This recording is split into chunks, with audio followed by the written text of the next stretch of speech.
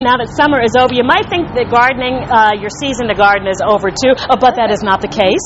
Okay, today we have our gardening expert, Derek Thomason from Thomas Landscapes, to show you how to make copies of your favorite plants. Right. I mean, propagating is a century-old technique of getting new plants. And what we're talking about today is principally three. There's a lot of different ways that you can propagate plants and get new plants. Okay. But we're going to talk about seeds, stem cuttings, and then contact propagation. Oh, I'm going to learn something today. Yeah. Now, you know, a lot of times this time of year your plants are looking kind of ratty and the first inclination is to get rid of all those flower heads.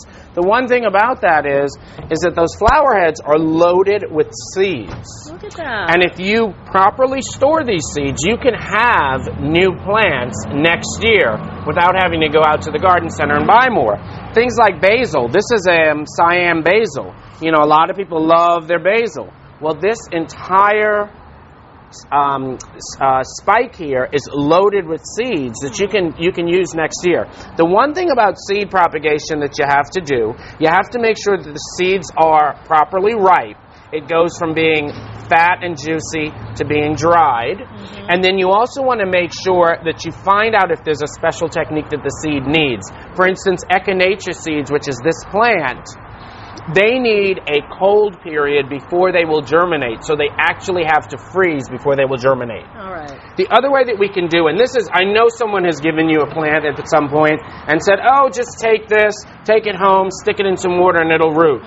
That's an easy way. And, you know, we've got plants like basil. Actually, if you want to extend the life of your basil, bring it indoors, put it in a vessel of water. The most important thing when you're doing this is that you remove the bottom leaves and that you have a portion of stem and a node. A node is where the leaf was. This is so fascinating. From this, it can make its own roots again. It'll make its own roots and you'll be good to go again. Wow. Now, the other thing is contact propagation. Now, what I've got set up here is if you're a little bit more adventurous, you can do it this way. We've got sand. Sand is a great rooting medium. We've got this is a product called Take Root, but there's a lot of rooting hormones on the market.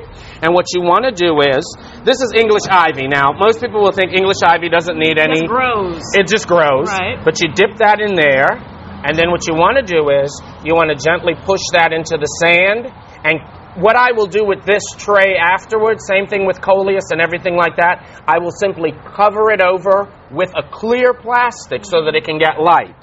Now, Washington is known as the city for, another neat way to do it, this is creating a little terrarium and it's filled with sand. Now, Washington is known as the city of azaleas.